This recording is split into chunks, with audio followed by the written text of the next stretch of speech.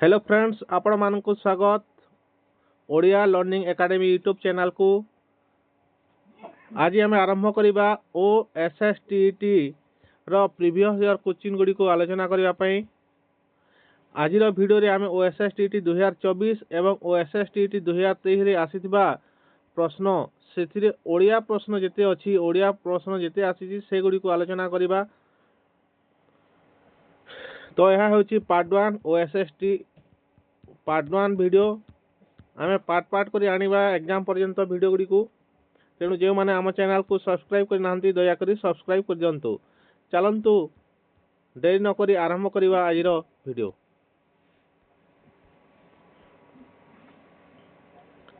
प्रथमे आम आरंभ करवा 2024 रे ओडिया आसीथिबा OSSTT 2024 रो OSSTT रे आसीथिबा ओडिया प्रश्न को प्रथमे आलोचना करवा।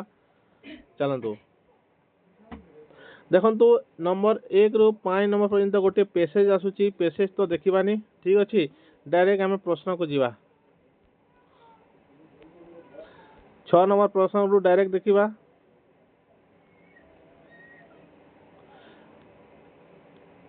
काहार बारंबार उच्चारण हेले अनुप्रास अलंकार होइथाए। काहार बारंबार उच्चारण हेले अनुप्रास अलंकार होइथाए। ऑप्शन ए देछि वर्गीय वर्णर, ऑप्शन बी देछि व्यंजन वर्णर, ऑप्शन सी देछि अवर्गीय वर्णर, ऑप्शन डी देछि स्वर वर्णर। तो अनुप्रास अलंकार केते बेले होइथाए जदे बेले व्यंजन वर्णर व्यवहार बारंबार उच्चारण होए ताहाले अनुप्रास अलंकार होइथाए। यार सठिक उत्तर हे जिवो ऑप्शन बी। परवर्ती प्रश्न देखिबा।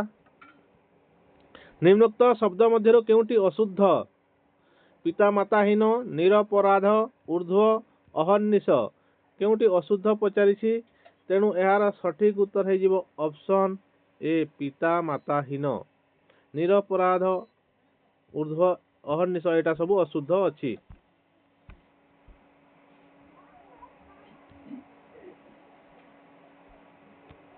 एरा सब ठीक अछि। ऊर्ध्व ठीक अछि, अहर्निश ठीक अछि, किंतु पिता माताहीन हेबो नाही। परवर्ती प्रश्न। असामाजिक व्यक्ति एही अर्थ प्रकाश करथबा रूढ़ीटी कोन? देखंतु रूढ़ी रु निश्चित भारे दुईटी मार्क आसुची। आपण माने निश्चित भारे रूढ़ी को पढ़ी की जाइथिबे। एक घर किया, ऑप्शन ए देछि एक घर किया, ऑप्शन बी देछि कूपमंडूक, ऑप्शन सी देछि गोठखंडिया, ऑप्शन डी देछि नाटर गोवर्धन। तो यार सठिक उत्तर हे जिवो असामाजिक व्यक्ति माने गोठखंडिया। यार रूढ़ी कोन? गोठखंडिया। आपण माने कमेंट करंतु नाटर गोवर्धन कहिले कोन बुझाए, यार अर्थ कोन?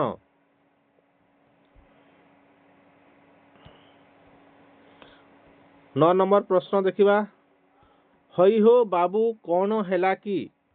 एठारे हई हो एही रेखांकित पदटी केउ पद कहि पचारिछि। ऑप्शन ए देछि अव्यय, ऑप्शन बी देछि विशेष्य, ऑप्शन सी देछि सर्वनाम, ऑप्शन डी देछि विशेषण।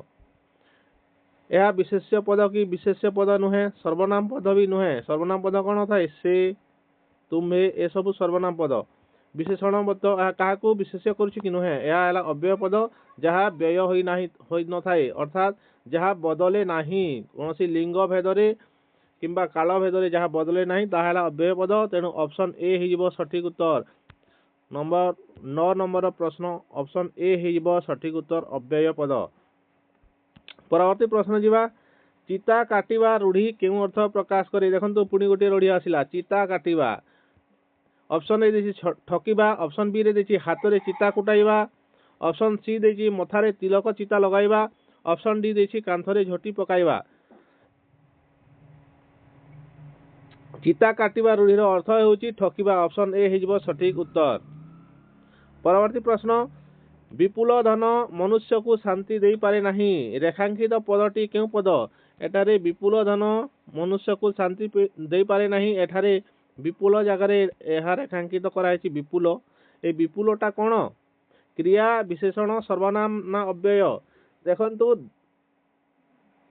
विपुल धन धन को विशेषित करुछि, धन को विशेषण करुछि, विशेषित करुछि। तेणु विपुलटा हे जिवो कोन? गोटे विशेषण पद। ऑप्शन बी हे जिवो सठिक उत्तर।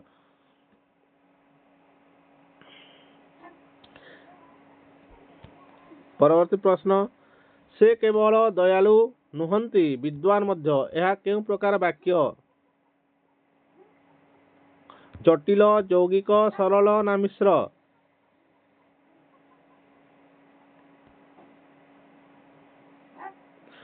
यार सठिक उत्तर हो यह गोटे यौगिक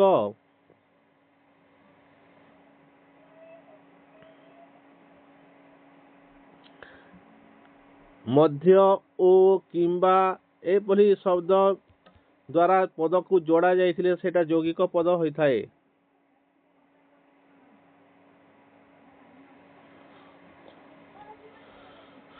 सरल वाक्य कौन सरल वाक्यर गोटे आपण उदाहरण दियंतु। परवर्ती प्रश्न पंचम राति रे करणीय उत्सव यार समास निष्पन्न पद कौन हेबो पंचरात्रि पंचुआति पंचरात्र पंचांगी। तो यार सठिक उत्तर हेइबो ऑप्शन बी पंचुआति हेइबो सठिक उत्तर। पंचम राति रे करणीय उत्सव हेउची पंचुआति। निम्नोक्त मध्य केउटी तद्धित पद चलंती उड़ी जटिया मागणा। तद्धित पद काहाकू कहा जाए जेउटा शब्द सहित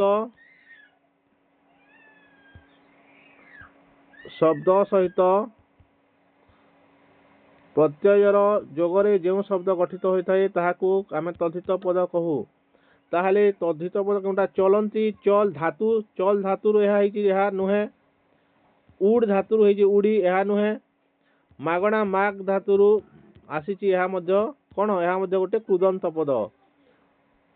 तद्धित पद कौन शब्द सहित प्रत्यय जोगिथिबो एवं कृदंत पदरे कौन थाए ना आपणकर शब्द सहित धातु सहित प्रत्यय जोग होता है। धातु सहित प्रत्यय जोग होइतिले कृदंत पद तेनु यह कौन मागणा गोटे कौन गोटे यह कृदंत पद उड़ी गोटे कृदंत पद चलंती गोटे कृदंत पद तेनु जटिया है सठिक उत्तर। जट जोग इया जटिया यह केवल है जट जोग इया जटिया है जट गोटे शब्द इया गोटे प्रत्यय तेणु जट गोटे शब्द हो तद्धित पद हो। ऑप्शन सी है यार सठिक उत्तर।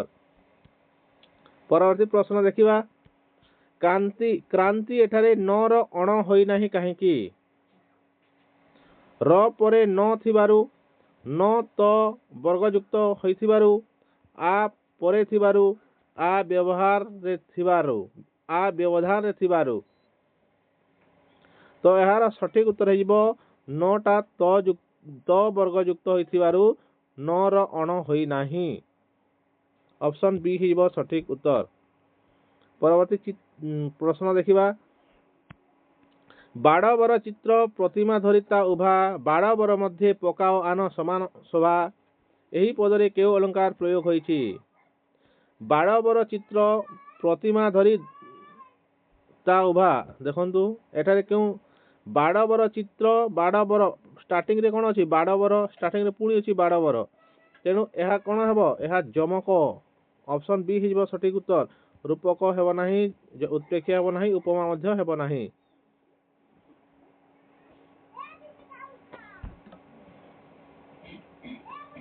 यह कोन यह गोटे आद्य जमक हिजबो आद्य जमक अलंकार। परवर्ती प्रश्न 16 गला 17 नंबर देखिबा बिराड़ी कपाल को शिका छिंडिला रेखांकित पदरे केउ विभक्ति लागिछि। कपाल को ए जगह रे एटा रेखांकित कराइछि कपाल को चतुर्थी द्वितीया प्रथमा सप्तमी को लागिथिले केउ विभक्ति हुए द्वितीया किंबा चतुर्थी तेणु एठारे प्रथमा हेबो नाही सप्तमी हेबो नाही चतुर्थी हेबो किंबा द्वितीय हेबो ताहले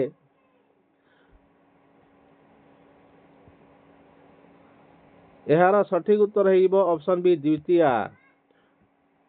जदि दान अर्थ रे बुझा गले ताहा कोन हुए ताहा चतुर्थी हुए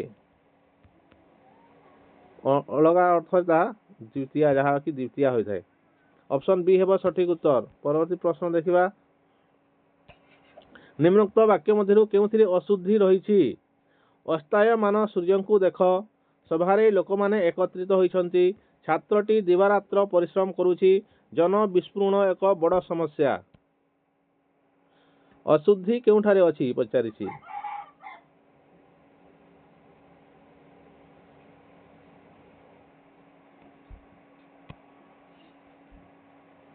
ଜନ ବିସ୍ଫୋରଣ ଠିକ ଅଛି। ଅଶୁଦ୍ଧି ରହିଛି ପଚାରିଛି। ଅପସନ ବି ହେବା ସଠିକ ଉତ୍ତର। ସଭାରେ ଲୋକମାନେ ଏକତ୍ରିତ ହୋଇଛନ୍ତି।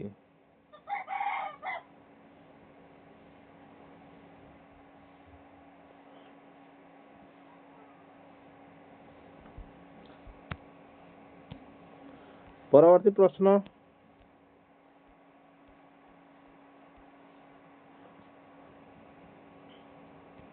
ଆମରଣ ଏହା କେଉଁ ସମାସ ନିଷ୍ପନ୍ନ ପଦ। ଅପସନ ଏ ଦେଇଛି ଅବ୍ୟୟୀ ଭାବ। ଅପସନ ବି ଦେଇଛି ବହୁବ୍ରୀହି। ଅପସନ ସି ଦେଇଛି ଦ୍ୱିଗୁ। ଅପସନ ଡି ଦେଇଛି ଦ୍ୱନ୍ଦ୍ୱ। ଆମରଣ ଏହା ମରଣ ପର୍ଯ୍ୟନ୍ତ। ତ ଏହା ହେଇଯିବ କଣ ଅବ୍ୟୟୀ ଭାବ। ଆଗରେ ଆ ଲାଗିଥିଲେ ଅବ୍ୟୟ ପଦ ଲାଗିଥିଲେ ସେଟା ଅବ୍ୟୟୀ ଭାବ ବୋଲି ଆମେ ଜାଣିପାରିବା। ଠିକ ଅଛି। ତେଣୁ ଏହା ନିଶ୍ଚିତ ଭାବରେ ଅବ୍ୟୟୀ ଭାବ ହେବ। ଦେଇଥିବା ଏହି ପଦରେ କେଉଁ ପ୍ରତ୍ୟୟ ରହିଛି। ଥିବା, ଏଇଥିବା, ଇ ଥିବା, ବା। ତ ଏହାର ସଠିକ ଉତ୍ତର ହେଇଯିବ ଅପସନ ସି ଇ ଥିବା। ଦେ ଯୋଗ ଇ ଥିବା। ଠିକ ଅଛି। ଅପସନ ସି ହେଇଯିବ ସଠିକ ଉତ୍ତର। ପରବର୍ତ୍ତୀ ପ୍ରଶ୍ନ। ଏହା ଦେଖିବା ଏହା ହଉଛି 2023 ର ଏହା ଓଡ଼ିଆ ପ୍ରଶ୍ନ।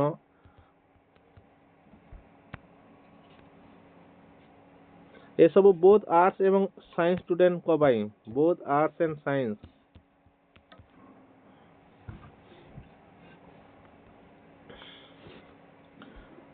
ଯେଉଁମାନେ ଆମ ଚ୍ୟାନେଲକୁ ସବସ୍କ୍ରାଇବ କରିନାହାନ୍ତି ଦୟାକରି ସବସ୍କ୍ରାଇବ କରିଦିଅନ୍ତୁ। ଚାଲନ୍ତୁ ଆରମ୍ଭ କରିବା 2023 ପ୍ରଶ୍ନ। ନିମ୍ନୋକ୍ତ ମଧ୍ୟରୁ କେଉଁ ଶବ୍ଦଟି ଠିକ। ଆଶିଷ, ଅପଦସ୍ଥ, ଅନାୟସ, ଭୂମିଷ୍ଠ। ଆଶିଷ କେମିତି ହୋଇଥାଏ। ଆଶିଷ, ତେଣୁ ଏହା ଭୁଲ। ଭୂମିଷ୍ଠ କେମିତି ହୋଇଥାଏ। ଭୂମିଷ୍ଠ, ଭୂମିଷ୍ଠ ଏପରି ହୋଇଥାଏ ତେଣୁ ଏହା ଭୁଲ। ଅନାୟସ ଲେଖାଛି ଅନାୟାସ ହେବ, ଏହା ମଧ୍ୟ ଭୁଲ। ଅପଦସ୍ଥ ହେବ ସଠିକ ଉତ୍ତର ଅପସନ ବି। ଠିକ ଅଛି। ପରବର୍ତ୍ତୀ ପ୍ରଶ୍ନ ଦେଖିବା। ନିମ୍ନୋକ୍ତ ମଧ୍ୟରୁ କେଉଁଟି ଶୁଦ୍ଧ ବାକ୍ୟ ଅଟେ। ଅପସନ ଦେଇଛି ପୂଜାସ୍ପଦ ଆଜି ଗୋସ୍ପଦ ପୁଷ୍କର। ଆଲୋ ମଉସା ଜଳ ପଇସା। ରାଜା ଶିବି ଗୋଟିଏ ଭୀତ କପୋତଟିକୁ ଅଭୟ ଦେଲେ। ଜଳନ୍ତା ନିଆଁରେ କୁଟା ପକାଉ ନାହିଁ। ଦେଖନ୍ତୁ ପୁଷ୍କର କିଭଳି ହୁଏ। ମୂର୍ଧନ୍ୟ ସ ରେ ସ୍କର ପୁଷ୍କର ଏଭଳି ହୁଏ। ଏହା ହେବ ନାହିଁ। ପୂଜାସ୍ପଦ ମଧ୍ୟ ଭୁଲ ଅଛି। ଆଲୋ ମଉସା ଏଠାରେ ପ୍ରଶ୍ନବାଚକ ହୋଇଛି। ଏଠାରେ କଣ ପ୍ରଶ୍ନବାଚକ ଲାଗିବ ନା ବିସ୍ମୟ ସୂଚକ ଲାଗିବ। ବିସ୍ମୟ ସୂଚକ ଲାଗିଥାନ୍ତା, ତେଣୁ ଏହା ମଧ୍ୟ ଭୁଲ ଅଛି। ରାଜା ଶିବି ଗୋଟିଏ ଭୀତ କପୋତଟିକୁ, ଏଠାରେ ଦୁଇଟି ଜାଗାରେ ଗୋଟିଏ ଶବ୍ଦ ବ୍ୟବହାର ହୋଇଛି, ତେଣୁ ଏହା ମଧ୍ୟ ଭୁଲ ଅଛି। ଜଳନ୍ତା ନିଆଁରେ କୁଟା ପକାଉ ନାହିଁ, ଏହା ଶୁଦ୍ଧ ହେଇଯିବ। ଅପସନ ଡି ହେବ ସଠିକ ଉତ୍ତର। ପରବର୍ତ୍ତୀ ପ୍ରଶ୍ନ। କି କହିବ, କିସ କରିବ, କିଛି ହିଁ ଭାବି ନ ପାରିଲା ମନେ। ବିସ୍ମୟ ଜିମୁତ ବ୍ୟାପି ଗଲା ତାର ସହସା ହୃଦ ଗଗନେ। ଏହି ପଦରେ କେଉଁ ଅଳଙ୍କାର ପ୍ରୟୋଗ କରାଯାଇଛି। ଅପସନ ଏ ଦେଇଛି ଅନୁପ୍ରାସ। ଅପସନ ବି ଦେଇଛି ଯମକ। ଅପସନ ସି ଦେଇଛି ରୂପକ। ଅପସନ ଡି ଦେଇଛି ଶ୍ଲେଷ। ତ ଏହା କେଉଁ ଅଳଙ୍କାର ଦେଖିବା। କି କହିବ, କିସ କରିବ, କିଛି, ଏଠାରେ ଯମକ ନାହିଁ, ଶ୍ଲେଷ ମଧ୍ୟ ନାହିଁ, ଅନୁପ୍ରାସ ମଧ୍ୟ ନାହିଁ। ଏହା ହେଇଯିବ ରୂପକ ଅଳଙ୍କାର। ଦେଖନ୍ତୁ ବିସ୍ମୟ ଜିମୁତ, ଏଠାରେ କଣ ବିସ୍ମୟ ରୂପକ ଜିମୁତ। ହୃଦ ଗଗନେ, ହୃଦ ରୂପକ ଗଗନରେ, ତେଣୁ ଏହା ହେଇଯିବ ଯମକର ରୂପକ ଅଳଙ୍କାରର ଏହା ଲକ୍ଷଣ ଅଛି। ତେଣୁ ଅପସନ ସି ହେଇଯିବ ସଠିକ ଉତ୍ତର। ଏଭଳି କାର ଚିହ୍ନ ଯଦି ପଡିଛି ଆପଣ ମାନେ ନିଶ୍ଚିତ ଭାବରେ ଜାଣିପାରିବେ ଏହା ଗୋଟେ କଣ ରୂପକ ଅଳଙ୍କାର। ପରବର୍ତ୍ତୀ ପ୍ରଶ୍ନ ନମ୍ବର 4। ପାଣି ଗ୍ରହଣରୁ ବୁଝିଅଛୁ କାଲି ସ୍ୱଭାବେ ତୁମ୍ଭେ ଉଦାର, ବାହୁଲ୍ୟେ ମାତର କହୁଅଛୁ ଆମ୍ଭେ ମୁନି କନ୍ୟା ହେଉ ଦାର। ଏଠାରେ କେଉଁ ଅଳଙ୍କାର ରହିଛି? ଅପସନ ଏ ରୂପକ, ଅପସନ ବି ଅନୁପ୍ରାସ, ଅପସନ ସି ଉତ୍ପ୍ରେକ୍ଷା, ଅପସନ ଡି ଶ୍ଲେଷ। ଦେଖନ୍ତୁ ଏଠାରେ କେଉଁ ଅଳଙ୍କାର ରହିଛି? ପାଣି ଗ୍ରହଣରୁ ବୁଝିଅଛୁ କାଲି ସ୍ୱଭାବେ ତୁମ୍ଭେ ଉଦାର। ପାଣି ଗ୍ରହଣ ମାନେ ପାଣି, ଶକୁନ୍ତଳା ରୁଷ୍ମନ୍ତକୁ ପାଣି ଦେଇଛି, ତେଣୁ ପାଣି ଗ୍ରହଣ ଗୋଟିଏ ଅର୍ଥ ବୁଝାଉଛି, ସେ ପାଣି ପିଇ ସେ ତୃଷା ମେଣ୍ଟାଇଛି। ଏହା ସଖୀ ମାନେ କହୁଛନ୍ତି କାହାକୁ? ଦୁଷ୍ମନ୍ତକୁ, ଯେ ପାଣି ଗ୍ରହଣରୁ ବୁଝିଅଛୁ କାଲି ସ୍ୱଭାବେ ତୁମ୍ଭେ ଉଦାର, ତୁମ୍ଭେ ଉଦାର, ବାହୁଲ୍ୟେ ମାତର କହୁଅଛୁ ଆମ୍ଭେ ମୁନି କନ୍ୟା ହେଉ ଦାର। ପାଣି ଗ୍ରହଣକୁ ଏଠାରେ ଗୋଟିଏ ଅର୍ଥରେ ପାଣି ଦେଇ ସେ ପିଇବା ପାଇଁ ଦେଇଛି, ତେଣୁ ସେଠାରୁ ଆମେ ବୁଝିଅଛୁ ବୋଲି କହୁଛନ୍ତି। 2 ନମ୍ବର ଆଉ ଗୋଟେ କଥା କହିଛି, ପାଣି ଗ୍ରହଣ ମାନେ ବିବାହ, ଯେ ସେମାନେ ଗନ୍ଧର୍ବ ମତରେ ବିବାହ ଦୁଷ୍ମନ୍ତ ଶକୁନ୍ତଳାଙ୍କର ହୋଇଥିବାର ସେମାନେ କହୁଛନ୍ତି। ତେଣୁ ଏହି ପାଣି ଗ୍ରହଣ ଶବ୍ଦ ଦୁଇଟି ଅର୍ଥ ବୁଝାଉଥିବାରୁ ଏହା ହେଇଯିବ ଶ୍ଲେଷ ଅଳଙ୍କାର। ଅପସନ ଡି ହେଇଯିବ ସଠିକ ଉତ୍ତର।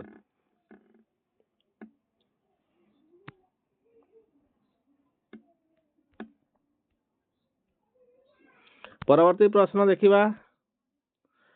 ଚିର ସୁନ୍ଦର ଏହି ସମସ୍ତ ପଦ କେଉଁ ସମାସର ନିୟମରେ ଗଠିତ? ତତ୍ପୁରୁଷ, କର୍ମଧାରୟ, ଅବ୍ୟୟୀଭାବ, ଦ୍ୱିଗୁ।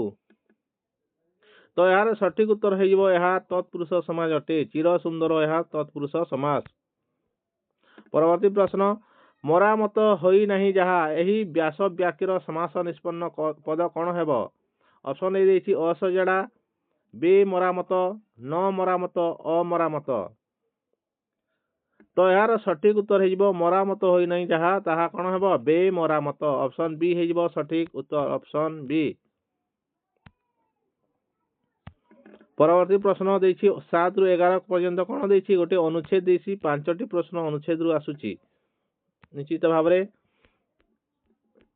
ଆମେ ଡାଇରେକ୍ଟ 13 ନମ୍ବର ପ୍ରଶ୍ନକୁ ଯିବା।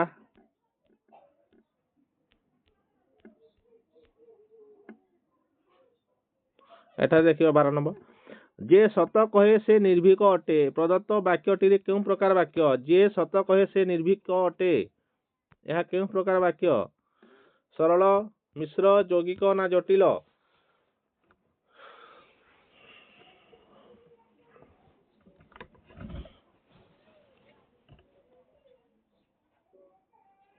ଏହାର ସଠିକ ଉତ୍ତର ହେଇଯିବ ଜଟିଳ। ଯେ କହେ ସେ କହେ ଏଭଳି ଭାବରେ ଥିଲେ ଏହା କଣ ହେବ? ଜଟିଳ ବାକ୍ୟ ହୋଇଥାଏ। ସରଳ ବାକ୍ୟରେ ଗୋଟିଏ ମାତ୍ର ସମାପିକା କ୍ରିୟା ଥାଏ, ଏଠାରେ କଣ ଏକାଧିକ ସମାପିକା କ୍ରିୟା ଅଛି।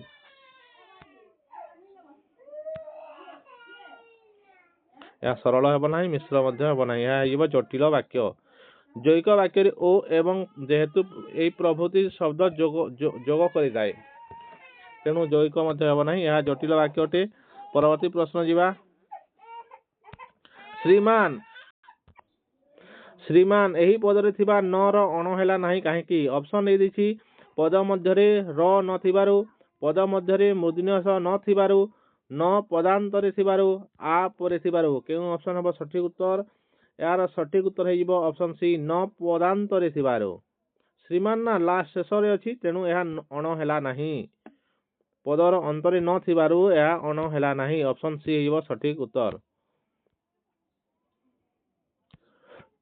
ତୋ ଲାଗି ଗୋପ ଦାଣ୍ଡ ମନା, ତୋ ରେଖାଙ୍କିତ ଶବ୍ଦଟି ତୋ, ଏହାର ବିଭକ୍ତି ନିର୍ଣ୍ଣୟ କର କୁହାଯାଇଛି।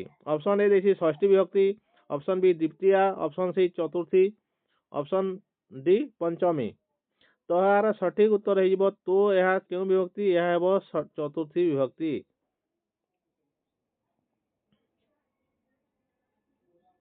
କାହିଁକି ନା ଏହା ତୋ ଲାଗି ମାନେ ତୋ ପାଇଁ, ଗୋପଦାଣ୍ଡ ମନା। ତେଣୁ ଏହା ହେଇଯିବ ଚତୁର୍ଥୀ ବିଭକ୍ତି। ଏଇ ଲାଗି ଶବ୍ଦ ପାଇଁ ଏହା କ'ଣ ଚତୁର୍ଥୀ ବିଭକ୍ତିକୁ ବୁଝାଉଛି। ପରବର୍ତ୍ତୀ ପ୍ରଶ୍ନ ଯିବା। ଖେଲୁଆଲ ଏହାର ଗଠନ କିପରି ହେଇଛି? ଖେଲ ଯୋଗ ୱାଲ, ଖେଲ ଯୋଗ ୱାଲ, ଖେଲୁ ଯୋଗ ଆଲ, ଖେଲ ଯୋଗ ଆଲ।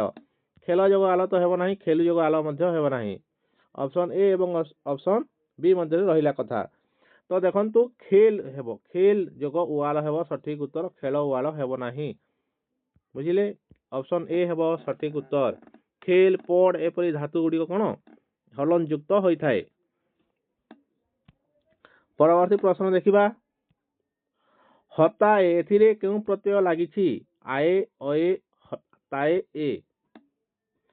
ତ ଏହାର ସଠିକ ଉତ୍ତର ହେଇଯିବ ଅପସନ୍ ଡି ହେବ ସଠିକ ଉତ୍ତର, ଅପସନ୍ ଡି। ହତାଏରେ ଏ ପ୍ରତ୍ୟୟ ଲାଗିଛି।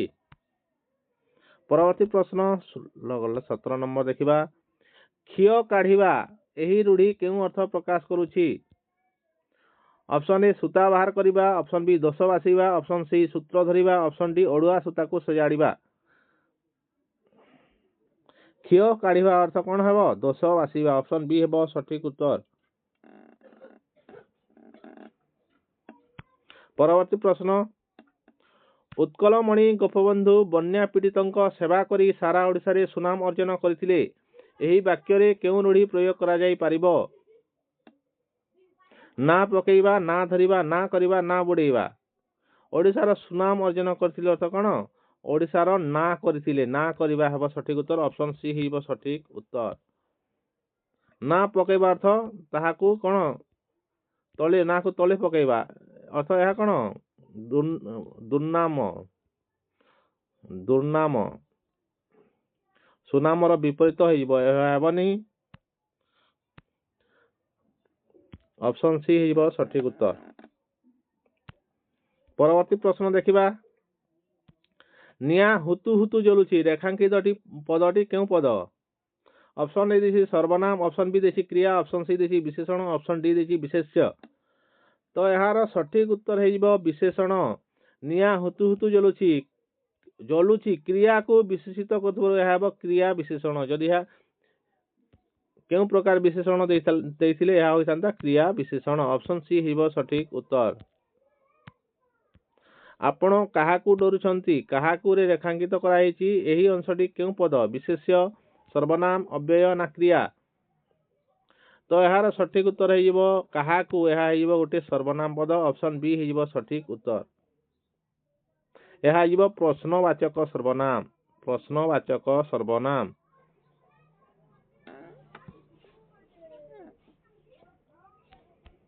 ଏ ଶେଷ ପ୍ରଶ୍ନ ଆମେ ଆଲୋଚନା କଲେ 2024 ଏବଂ 2023 ରେ ଆସିଥିବା ଓଡ଼ିଆ ପ୍ରଶ୍ନ। 2023 ଏବଂ 2024 ରେ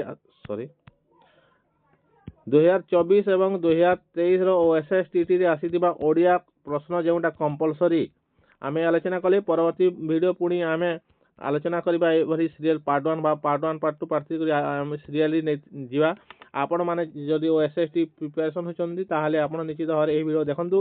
ଆମ ଚ୍ୟାନେଲକୁ ସବସ୍କ୍ରାଇବ୍ କରିଦିଅନ୍ତୁ ଏବଂ ଏହି ଭିଡ଼ିଓ ଗୁଡ଼ିକୁ ଆପଣମାନଙ୍କ ସାଙ୍ଗମାନଙ୍କ ସହିତ ସେୟାର କରିବାକୁ ଭୁଲନ୍ତୁ ନାହିଁ। ଆପଣମାନଙ୍କ କମେଣ୍ଟ ଆମ ପାଇଁ ମୂଲ୍ୟବାନ। ଆପଣମାନଙ୍କ ବହୁମୂଲ୍ୟ ମତାମତ କମେଣ୍ଟ ମାଧ୍ୟମରେ ଜଣାନ୍ତୁ।